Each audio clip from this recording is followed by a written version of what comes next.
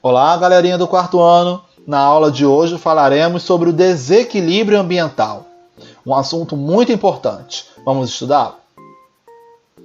Quando o equilíbrio natural de um ambiente é alterado, seja por fenômenos naturais ou pela ação humana, as consequências podem ser muito variadas.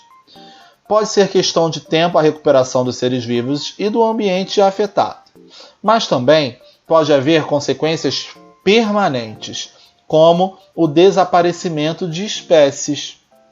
Como tudo na natureza está de alguma forma interligado, quando determinado ser vivo é prejudicado, certamente outros também serão, principalmente aqueles que fazem parte de sua cadeia alimentar. Observe o exemplo. Aqui nós temos a representação de cadeia alimentar aquática. O tubarão se alimenta de peixes grandes, como o atum. O atum se alimenta de peixes menores, como a sardinha. Esta se alimenta de pequenos crustáceos, que por sua vez se alimentam de algas marinhas. Apesar de não aparecer nessa cadeia alimentar, o ser humano também poderia ser inserido nela, pois a sardinha e o atum são peixes frequentemente consumidos por ele. Imagine que uma empresa de pesca resolva obter o máximo de sardinhas que puder de uma só vez. Assim, ela espera conseguir muito lucro vendendo muita sardinha. O que aconteceria com os outros seres vivos da cadeia alimentar? Observem a imagem. Com a falta de sardinha, a população de atuns será reduzida, pois ficará com menos alimento disponível. Em compensação, a população de animais que serviam de alimento para a sardinha, como os crios, crescerá, pois haverá menos predadores. A redução da população de atuns também pode afetar os tubarões, que passam a ter menos alimento disponível. Isso é chamado de desequilíbrio ambiental, ok? Com o passar do tempo, se esse ambiente não sofrer mais interferência, ou seja, se não houver mais pesca predatória, a população de sardinhas pode voltar a crescer e a cadeia alimentar volta ao equilíbrio. Caso contrário, se a ação predatória não for controlada, pode até ocorrer desaparecimento de sardinhas da região. Outro exemplo de interferência nas cadeias alimentares pode acontecer quando um ser vivo é introduzido em um ambiente ao qual não pertencia. Ele pode competir com alguns consumidores por alimentos e, muitas vezes, por ser um elemento estranho, não ter um predador natural. Dessa forma, sua produção aumenta e os impactos no ambiente ficam cada vez maiores. Os seres vivos introduzidos em ambientes aos quais não pertenciam originalmente são chamados de exóticos.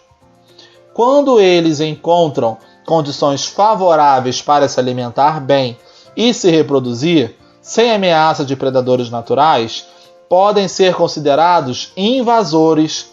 Observem na fotografia, temos a presença de um jacaré no asfalto. Olha que coisa incomum. Muito diferente, não é mesmo? Como esses seres vivos se deslocam de um lugar para o outro? Quase sempre com a ajuda do ser humano, de modo direto ou indireto.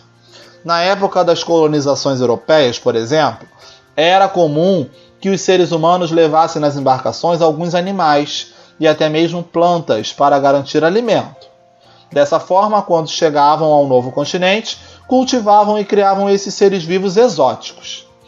Como, por exemplo, podemos citar pombos, galinhas, lebres, cães e mangueiras. Por outro lado, havia seres vivos que pegavam carona nesses barcos e eram levados a outros ambientes, sem que os humanos tivessem planejado. É o caso, por exemplo, do mosquito transmissor da dengue e dos ratos. O javali é um exemplo de animal exótico que causa grandes desequilíbrios ambientais no Brasil. Ele compete por território e alimento com outros animais de porte semelhante. Não tem predador natural pode transmitir doenças à fauna nativa e ainda ataca plantações e criações de animais, afetando as atividades agropecuárias dos humanos. Algumas espécies de bambus exóticos podem dificultar o desenvolvimento e a reprodução de plantas nativas. Dessa forma, os animais que dependiam das nativas para se alimentar também são afetados. Vamos ver agora como podemos ajudar a preservar os seres vivos e o planeta, buscando manter o equilíbrio do meio ambiente. O uso de meios de transporte e fontes de energia limpa ajudam a evitar a poluição do ar, especialmente nas grandes cidades.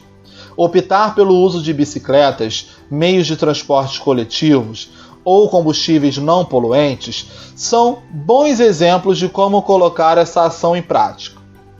Outro exemplo também é o consumo consciente, que representa uma série de ações que todas as pessoas devem praticar para ajudar a manter o equilíbrio do planeta.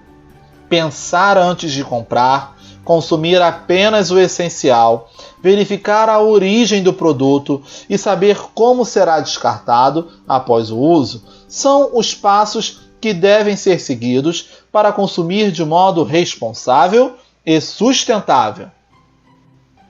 Além disso, podemos reaproveitar e reciclar os materiais, sempre que possível. É uma boa maneira de evitar que os recursos sejam retirados da natureza. Para que a reciclagem possa ser realizada, é essencial que as pessoas separem os resíduos corretamente. Caso contrário, eles vão parar em aterros e lixões, agravando o problema de acúmulo de lixo, contaminação do solo e da água e também a transmissão de doenças. A nossa aula já chegou ao fim. Fiquem agora com as atividades na plataforma Plural e a gente se encontra em breve. Valeu, crianças! Tchau, tchau!